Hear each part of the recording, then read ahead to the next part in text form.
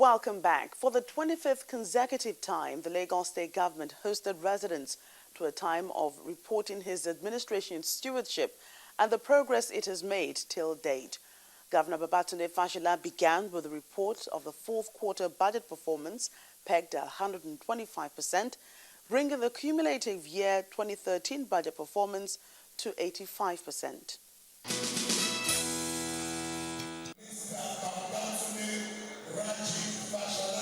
Governor Babatunde Fashola strides in confidently at an event he has led 24 times previously.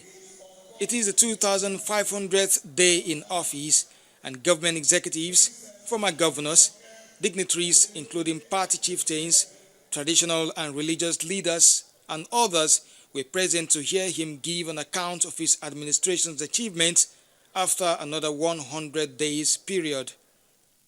You did not impose this accounting on us.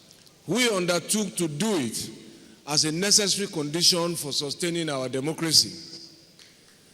We have not failed to do so because we value your trust and we understand that this is about you and not about us. Road and housing are two areas where landmarks were made during the period.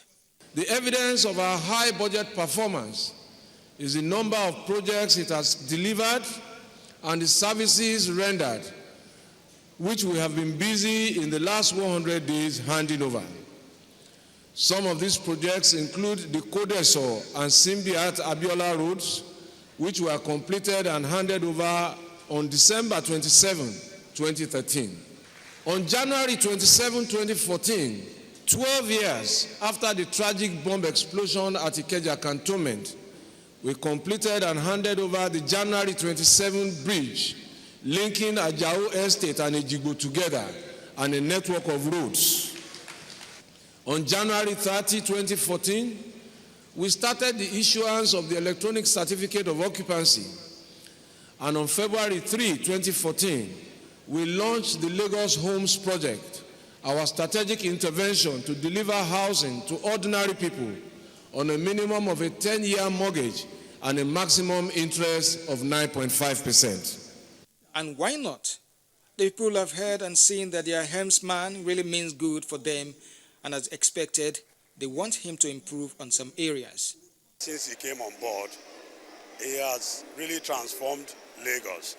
He has touched all the local governments of Lagos with his development, more especially the roads. He has also touched other areas in Lagos. You understand, in terms of education, in terms of health, he has really transformed the educational system in Lagos. He has beautified the schools, even his horticultural, as the horticultural aspect of it. He has really given Lagos a new look. Lagos is no more Lagos of those days, where you be afraid to pass through Oshodi, where you be afraid to go to a particular area at a particular time. But now, you can pass through any road in Lagos without any fear of being molested, without any fear of these downfall drivers and motorway drivers scratching your car. My expectation from Lagos State government, especially from Babatunde Fashola before he leaves, is that he should create more opportunities that will give our children jobs. The government has really tried because it has been a people's government and it has been able to achieve a lot in terms of good roads. What we are just hoping is that since he's winding up his program now, I just pray before the rain comes, some of these road projects are completed, like around this Wemco road, because I live in Ogba area. You know, some of these roads, I think, once they are completed before his administration or tenure runs out, it will really help. The days grow shorter and the sun has begun to set on his administration. Nevertheless, Governor Fashola insists his government will not give up in its drive to leave Lagos a much better place than he met it.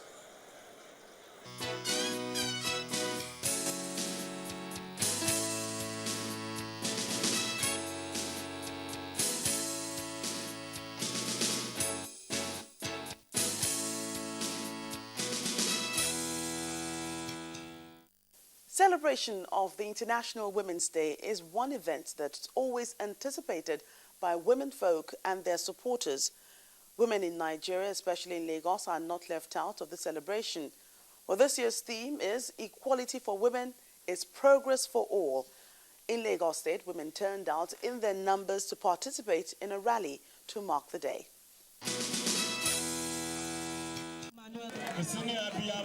The Police College Ikeja was the venue for the rally to mark this year's International Women's Day in Lagos. Women from all segments of the society, including associations and groups from all the local governments and the local council development areas in the state, were gaily dressed in ceremonial outfits. The State Deputy Governor, Mrs. Adejoke Urelokpe Adefulire, former Deputy Governor, Princess Sarah Shoson, and female lawmakers in the state were all among several dignitaries in attendance. The International Women's Day is aimed at celebrating the uniqueness of the female gender. The Deputy Governor, who also oversees the Ministry of Women Affairs, emphasized the need to ensure gender equality for women. Equality for women is progress for all. It is in tandem with the policy of our administration, the government of Lagos State, as well as the Millennium Development Goal number 3, which emphasizes the promotion of gender equity and the empowerment of women. Women have always been known to be a champion and the struggle for human rights, social justice, universal welfare and equity. We have equally been unbeatable in very compassionate and selfless service to humanity as mothers of the nation. It is for our own good as a nation for women to be educated and to have equal opportunities as women. I must state, however, that it goes beyond just talking about it. We must make an effort to include women. For example, at the ongoing national conference, one of the items of the agenda is gender equality. Yet, less than 15% of the delegates are women. We need to do better as a nation. In spite of laudable efforts from many, the girl child has remained in a vulnerable state, and it has taken more effort to break into the forefront of our society. While extolling women's achievements and the role they play in advancing the society, Governor Babatunde Fashola explained that his administration will continue to create interventions that will ensure that all women aren't discriminated. We have perhaps the first state to enact legislations that sought to protect not only girl children, but also women. You recall that when we amended our criminal law, one of the provisions in the law was a provision that made it a criminal offense for a man to put a woman in the family way and not pay financial support for her. Mr. Fashola also advocated for equal opportunities for the women as an indisputable panacea for world peace. The debate about equality, for me, is one that will continue. I think that for our world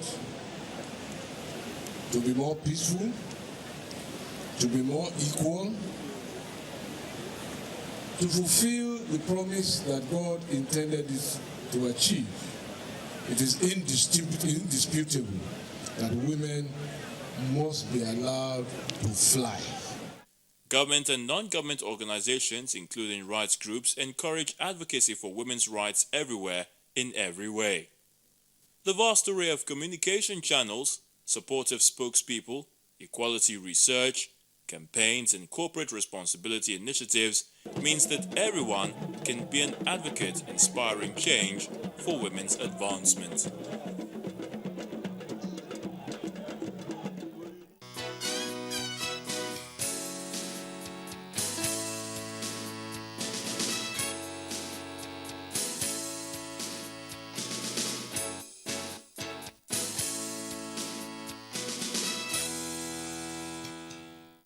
That's this week's edition of Dateline Lagos. I hope you enjoyed the program. Don't worry, the conversation continues. Our interactive portals are showing on your screen. Till our next Dateline, and on behalf of the crew, thanks for watching and have a wonderful week ahead. I'm Joke Rogers. you.